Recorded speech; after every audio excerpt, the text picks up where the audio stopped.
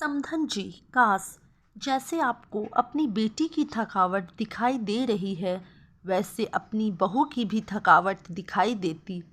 माँ, मैं बहुत थक गई हूँ घर संभालते संभालते। यहाँ मेरी थकान किसी को नज़र नहीं आती। कुछ दिन आराम करना चाहती हूँ। सोच रही हूँ कुछ दिनों के लिए अपने मायके आ जाऊँ। आते हुए अपने बच्चों को भी साथ ले आऊँगी। वे वहीं से स्कूल चले जाएंगे। आखिर एक ही शहर में ससुराल और मायका होने का कुछ तो फ़ायदा मिले। नम्रता ने फ़ोन पर अपनी माँ से कहा। पार्वती जिन्हें दूसरी तरफ से कहा, हाँ बेटा, जब तेरी इच्छा हो आ जाना, आखिर ये तेरा भी तो घर है। ठीक है माँ, तो मैं कल ही आ जाऊँगी। नम्रता खुश होकर बोली। हाँ बेटा, कल आ जाओ, मैं तुम्हारा इंतज़ार करूँगी। अभी मैं फ़ोन रखती हूँ, मुझे मंदिर भी जाना है। कमला जी ने फ़ोन रख दिया और सीधे किचन में आ गई।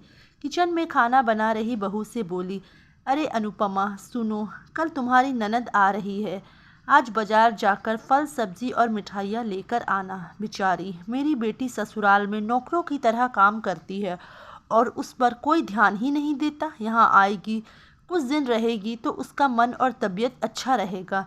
सास के मुंह से ऐसी बातें सुनकर अनुपमा का चेहरा उतर गया। वह मन ही मन सोचने लगी, काश आपको मेरी थकावट भी नज़र आती। मैं भी दिन रात झाड़ू पोछा बर्तन खाना बनाना मार्केट जाना और हर वो काम करती हूँ जिससे हमारे परिवार वालों को कोई दिक्कत ना हो।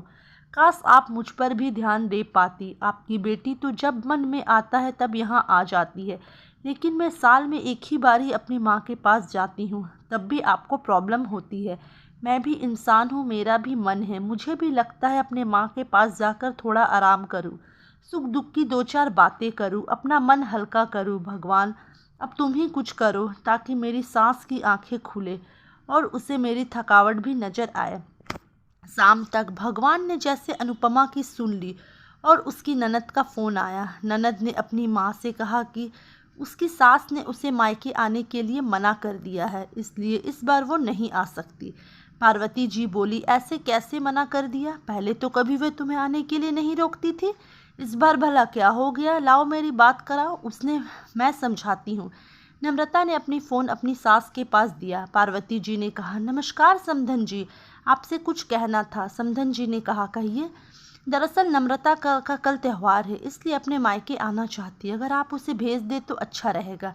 नम्रता की सास ने कहा, देखिए समधन जी, आपकी बेटी मायके जा रही है, इस बात के लिए हमने उसे कभी नहीं रोका और इस बात से हमें कोई प्रॉब्लम भी नहीं है।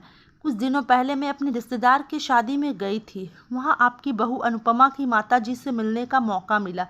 उनसे गपशप करने के दौरान उनकी बातों से पता चला कि अनुपमा को साल में एक ही बार अपने मायके जाने को मिलता है और वो भी बहुत कम समय के लिए। मुझे लगता है आपको पहले अनुपमा को उसके मायके भेज देना चाहिए और वह जब मायके से होकर आएगी तो मैं भी नम्रता को आपके पास भेज दूंगी।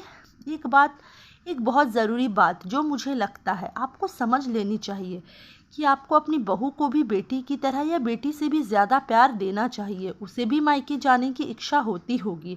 हो सकता है नम्रता के वहाँ आने से उसकी आवभगत करने के लिए आप उसे उसके मायके नहीं भेजती होगी, या फिर वह आपसे कुछ कहने से अभी डरती हो।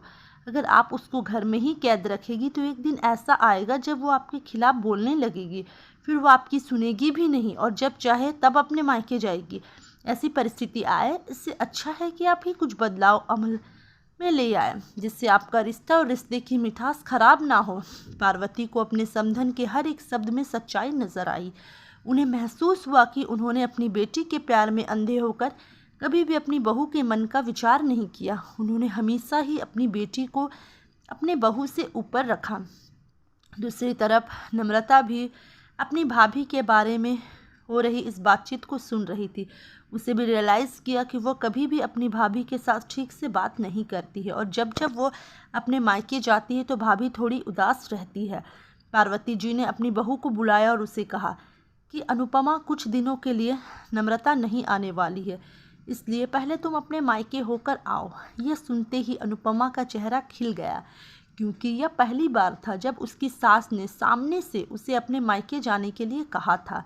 अगले दिन अनुपमा अपने मायके गई और इस बार एक दो दिन नहीं, पूरे हफ्ते भर रहकर आई। अपने माँ बाप से, अपने रिश्तेदारों से मिलकर आई और जब वो लौट कर आई तो उसका चेहरा खिला हुआ था, उसकी आंखें चमक रही थी।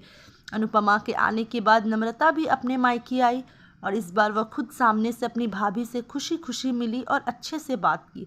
नम्रता ने अपनी माँ से बात करके उन्हें भी अच्छे से समझाने में मदद की कि वह कहीं ना कहीं अनुपमा के साथ गलत व्यवहार कर रहे थे। दूसरी तरफ अनुपमा अपने ससुराल वालों के बदले रवैयों से बहुत खुश थी। अब वह खुशी खुशी सबका ध्यान रखती और हर काम प्यार से करती। वह ध्यान रखती कि कोई भी ऐसी बात या काम ना करे जिससे घर में तनाव का माहौल पैदा हो। पार्वती जी अपनी बहू को खुद ही समय समय पर मायके भेज दिया करती है। एक छोटे से बदलाव ने सास बहू और भाभी ननद के बीच की कड़वाहट को दूर कर दिया और रिश्तों को भी ज़्यादा मीठा और मजबूत कर दिया। तो दोस्तों, कैसी लगी आप लोग को ये छोटी सी पारिवारिक कहानी? अगर अच्छी लगी होगी तो वीडियो को लाइक ज़रूर कर दें और चैनल में नए हैं तो चैनल को सब्सक्राइब करना बिल्कुल भी ना भूलें।